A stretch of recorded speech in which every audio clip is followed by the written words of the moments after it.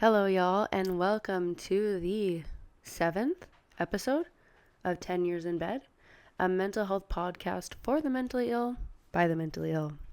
I am your host, Allison.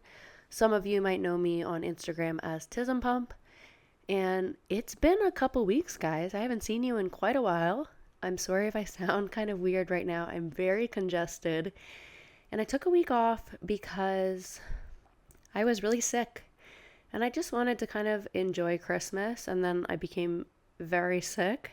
So I took a week off everything, YouTube, the podcast, the gym, and it was really, really challenging. Today's episode is going to be about discipline. So how to achieve your goals, how to show yourself love, and most importantly, how to prevail over your mental illnesses. So I wanted to tell you guys a little story that kind of has to do with one of the ways that I realized I have the tendency to pull myself up and be disciplined when it's very difficult for me. So when I was young, I think 16 or 17, I was kicked out of my house. I ended up going to live with my dad. Long story short, the little bit of background here is I went to live with my dad. I tried to commit suicide, and he brought me to the hospital to get admitted. And when you try to commit suicide and you go to the hospital to try to get into the psych ward, it's a really long process. Usually it takes 8 to 12 hours just to get seen, and you don't always get admitted. And while I was there, I saw a friend of mine, and I ended up putting on his clothes and sneaking out of the hospital as though anyone was actually looking for me and didn't want me to leave. And then I went and moved in with him and his family, and I lived with them for months. And during that time, I got into a relationship with this person. Soon after we began our relationship, I went into rehab for the first time, and then went into rehab for the second and third time. And it wasn't until the fourth time that I got sober. But after the third time, I was in a relationship with someone new, and I ended up cheating on them with my ex, this last person. And I ended up getting pregnant. And I remember when I told my ex that I had become pregnant, he went and came and saw me, and it was the last time I had heard from him after this, or seen him, I believe, in 5 years. And at the time, I didn't really have a home. I had a room at the YMCA, and by the way, guys, let me tell you, just so you know, it's not fun to stay at the YMCA. It's disgusting. People piss and shit everywhere. It's not fun to stay there. Just so you know. But while I was staying there, it was March, I was pregnant, and I was 18 at the time, and he said something to me that stuck with me for years. And he said to me, "Allison, I'm not going to just sit by your bed while you piss, shit, puke, and cry." And I was like, wow, that's fucking horrible. But later that day, what did I do? I got up in the dead of winter and skateboarded to school. And went to school. And why I'm telling this story is I'm going to tell a couple other stories, but when you're in a position where you're facing extreme hardship, sometimes the only way to get through it is through discipline. And over the years, I've become a lot better with discipline. And one of the ways I think that I've been able to build discipline in no other way is through bodybuilding. Recently, a couple months ago, I started this kind of journey where I wanted to see if I could do intuitive eating. And for the first couple weeks, I was able to do it very well just because I already, I was just eating the same things that I always ate, but I already kind of know what the portion sizes and everything are like because I weighed my food for the past 10 months. So the first 2 weeks was amazing. Then I made one mistake, which was going and getting stuff to make a charcuterie board. And after that, for the next 6 weeks, I was off the rails. And what I mean by that is my binge eating was back.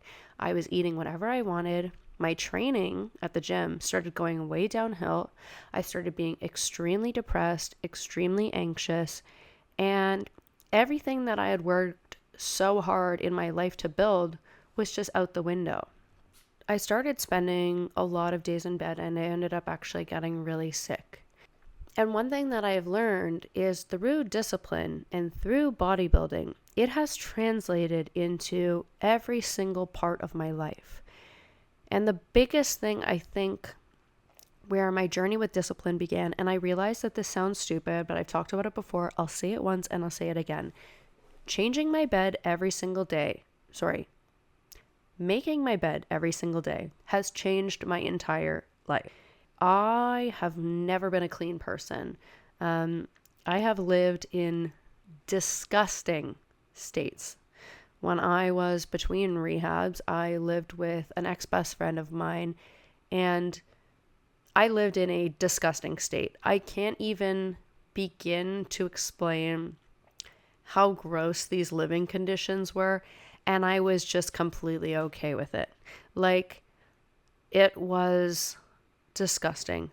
And I haven't really ever been a clean person up until the past couple of years, because I realized that self-love wasn't something that I thought it was. And recently I had kind of an experience with that as well, where I was kind of eating whatever I wanted, and I was feeding myself cupcakes and cookies in the name of self-love, right?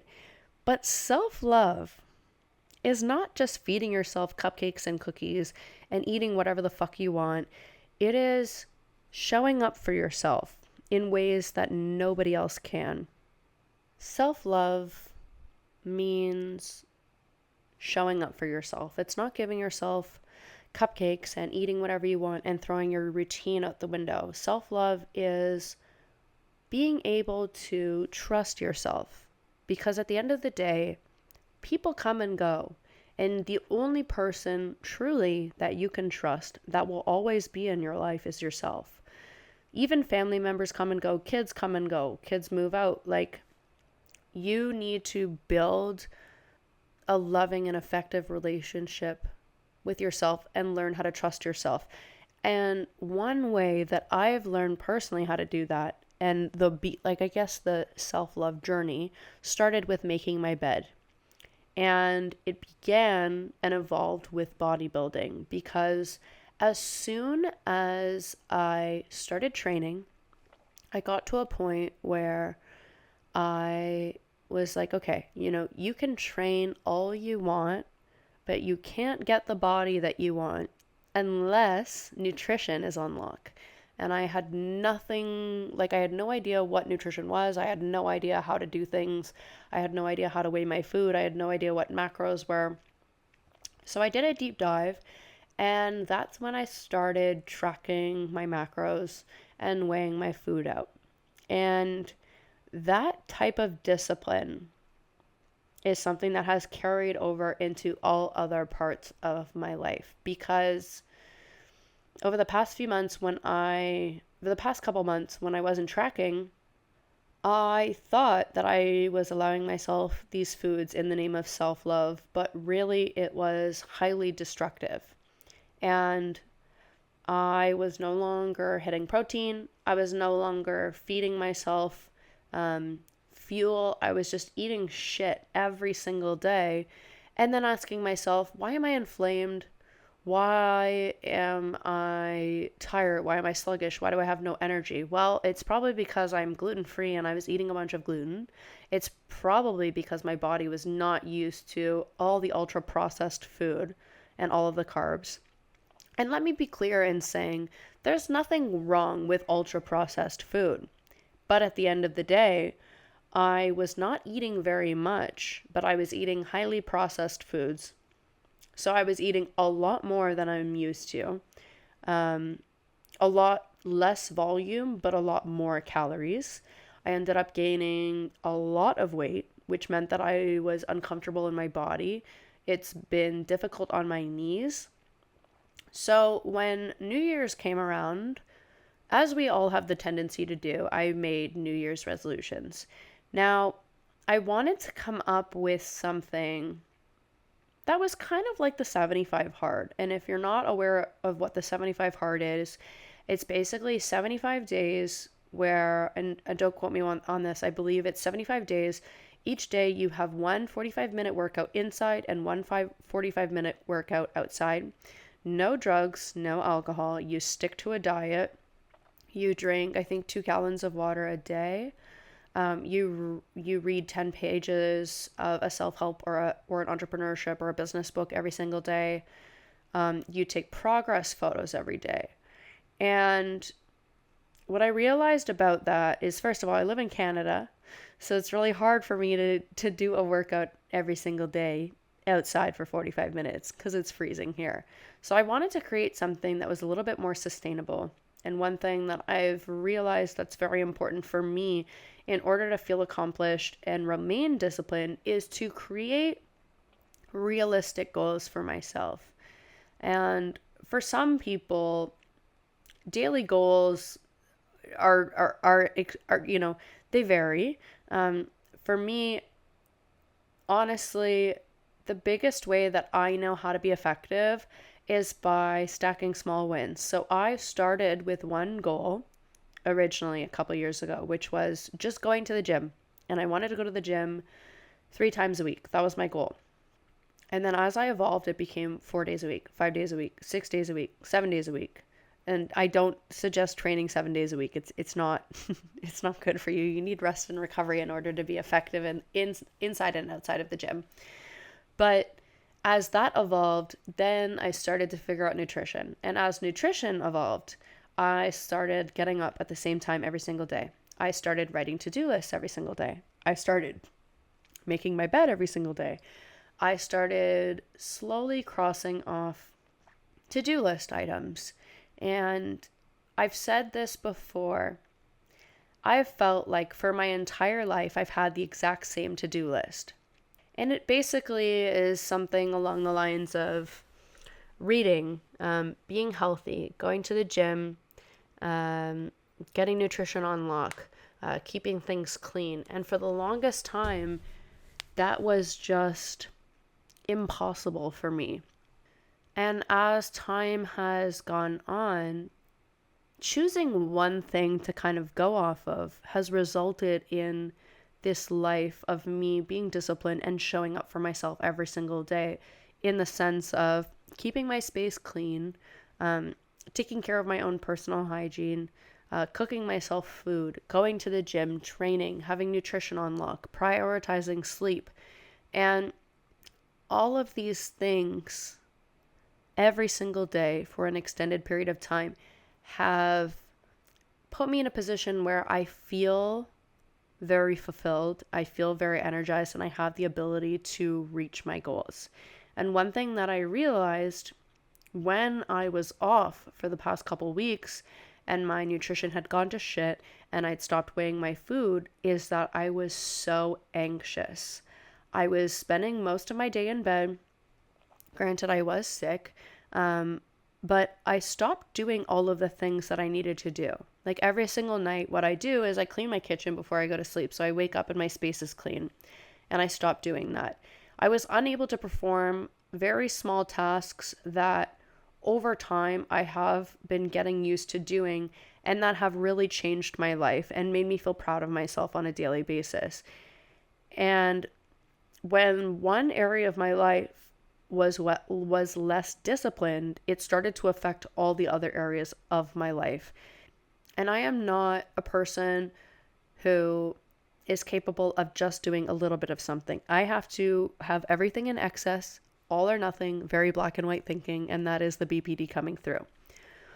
But what I realized is once one of these areas fell off, I started falling off in all these other areas. And I've spent so much of my life feeling so fucking anxious about the future and feeling like a complete failure for not just being able to do basic tasks. And I spent so many days in bed just feeling like absolute shit, anxious because I wasn't completing these tasks. What I've learned that is extremely valuable to me is that because I've spent most of my life like this, those feelings and that feeling of anxiety started to dissipate and started to fade significantly when I started doing shit that I didn't want to do. And what I mean by that is I've gotten into the habit of when I realize that something needs to be done and I need to do it, and it can be something small like making my bed or doing something that terrifies me that I've never done before, like starting a podcast. When I have that feeling and the fear sets in, what I'm training myself to do now is if I need to do something and I don't want to do it, I try to do it right away. And that is a fierce act of self-love. And it shows me that I have the ability to respect myself and I have the ability to get shit done. I understand that with depression, with anxiety, with borderline, with mental health issues in general, they are debilitating. And I'm not going to sit here and pretend like all this shit that you go through and that people suffer with is not fucking hard, because it is. But there is something to be said for showing up for yourself despite feeling like shit. And yesterday was a perfect example of that, today as well. For the past couple days, I'm still dealing with the effects of feeling sick, feeling very weak. That being said, I experienced extreme anxiety on Monday. It is Wednesday. And I basically had not done anything for a week. I had not been to the gym for a week. I started to feel like a fraud. I started to feel extremely weak. I wasn't getting anything done. And I just thought to myself, is this it? Am I done? Am I done going to the gym? Am I unable to do this now after it being such a large part of my life for so long? And I started to feel very fearful about going back to the gym. And there was all this gym anxiety. I thought maybe there'd be new people, or I'd see the people, who had just seen me even a week ago, and I've gained so much weight. I'm looking different than I did at the start of the year. But sometimes you have to just tell yourself your mind is playing tricks on you and you feel like shit and you feel extremely anxious because you're not getting shit done. So what did I do the next day? I woke up and I wanted to put my eyelashes on because I usually have my eyelashes done. So I felt pretty and I felt motivated, because when you look good, you feel good. That's science, baby girl. Like, if you put makeup on and you go to the gym, you're going to have a good lift. I tried to put my lashes on and I could barely lift my hands over my head. And I was like, no, girl, we need to conserve our energy. So I went to the gym. I did my exact plan that I built for myself weeks ago. And then I left. And it was extremely fucking challenging, extremely debilitating, extremely scary. But once I got there, I was like, we're here. We fucking did it. Like, we arrived. We're getting shit done. And then I had this extreme surge of energy. And I was like, oh my God, I should do all these other things at the gym. No girly pop. Just do your fucking workout. Do what's on your plan and then leave. And then I got like 4 minutes into my 20-minute cardio session. And I was like, holy shit, I am going to fucking die on this Stairmaster. But I did it and I accomplished it. Sometimes you just have to do things that you really just don't want to fucking do, but are going to help you to push you forward. And that is the most fierce act of self-love. Not feeding yourself a bunch of cupcakes because you're sad. No, it's continuing to be on plan and do shit that you don't want to do, even though you don't feel like it, because it's you proving to yourself that you have the ability to do hard things. So I wanted to talk about New Year's resolutions, and I brought up recently that I started something that was like my version of the 75 soft. And the way that I set it up is, so there are 6 rules. Rule 1 is to set a nutrition goal. So whatever that means for you. For me specifically, my nutrition goal is to do a body recomp. So I'm eating at maintenance. I have my macros set. They're very specific. I'm not going to share them on here because it's not appropriate. And I want to do a 20-minute cardio session 5 days a week, and something that is a very psychotic, because I really want to grow delts, but I'm not going to get into what I'm doing with that. So that's my nutrition goal. So I'm following that. And I've done it for 2 days, even though I'm feeling extremely sick. The second one is no alcohol, no drugs. That one's extremely easy for me as someone who yesterday just got to 10 years, 9 months sober. So like, you know. The third one is to make your bed every day. Something that I do and I have been doing every day for the past year and a half. So slay. The fourth one is reading for 5 minutes every day.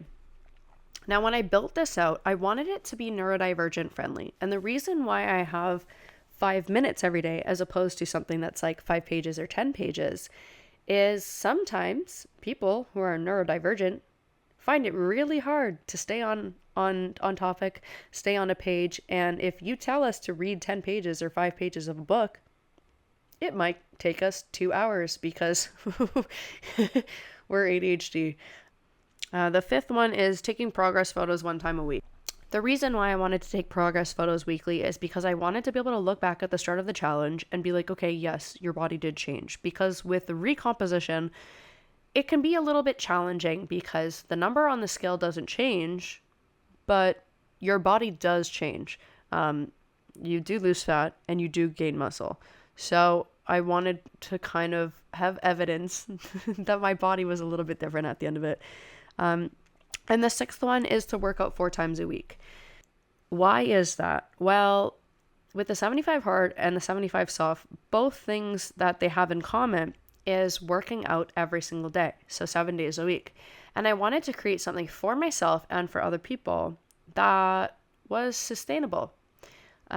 Because the thing with the 75 hard is it's really unsustainable. And the whole point of this was to be able to instill really important habits within myself and for other people, and to just stack small wins and create a lifestyle change as opposed to something that is kind of, because really, the 75 hard is kind of like a crash diet, in the sense where you're getting insane results very fast, but it's not sustainable. So I wanted to build something where you could stack small wins over and over again and build long-lasting habits that you can carry over into your life after it's over. When it comes to creating New Year's resolutions and just creating goals in general, you have to be realistic. There's nothing wrong with reaching for the stars and having goals that other people think that you're fucking insane for having. But it has to be something that you can do sustainably. Otherwise, you're going to burn yourself out, and you're going to feel like a failure for not being able to achieve them. And what is interesting is with ADHD and autism, there's a lot of hyperfixations when it comes to hobbies. So for example, I've wanted to take up knitting and crocheting and doing like a million things. So when you're building out New Year's resolutions or just goals in general, you need to be extremely honest about yourself, about where you're at, about what your abilities are, and shoot for something that's realistic and that's sustainable. Because at the end of the day, if you're making a bunch of goals for yourself that you're not able to follow through with, it makes you feel like a failure and it discourages you from continuing to pursue other goals. One more thing that I wanted to bring up that I came to a realization about recently was, and this I think goes for everybody listening, we're all still here, right? Me personally, I've had many suicide attempts and I'm still here. And what that says to me, and what it should say to all of you, is that we're still here because we want to be. On some level, we're here because we do want to choose to be alive. So take this time and choose yourself. Choose goals that are going to uplift you. Do things every day to show yourself that you are fucking worth it. Make your bed. Keep your space clean. Set goals. Write to-do lists. Treat your body with kindness. Show up for yourself every single day. Even if it's something very small, like making your bed. You need to be disciplined in some part of your life to show yourself that you can trust yourself and to love yourself. I guess that's it. I guess this is the 7th, it could be the 8th, I might be wrong, episode of 10 Years in Bed. If you are listening to this on Spotify, if you could give me a follow. If you are listening to it on Apple Podcasts, if you could give me a 5-star rating, I would really appreciate it. It just helps the podcast get to more people. If you are watching it on YouTube, if you could smash the subscribe button, like, comment below, let me know if there's something that you liked, something that you hated, something that resonated with you. If you'd like to get in contact with me, you can hit me up on Instagram, TikTok, YouTube at Tismpump, TISMPUMP, baby girl. Or if you're on Instagram, there is a 10 Years in Bed podcast account as well. Thank you guys so much for listening. I really appreciate all the support and love. And just be kind to yourselves, because we go through a lot of shit on a daily basis as people who deal with mental illnesses. So be kind to yourself and show yourself love. I hope everybody has a lovely night. Thank you so much for listening. Lovely night, lovely day, whenever you're listening to this. And yeah, that's it. That's the end of the episode. Bye.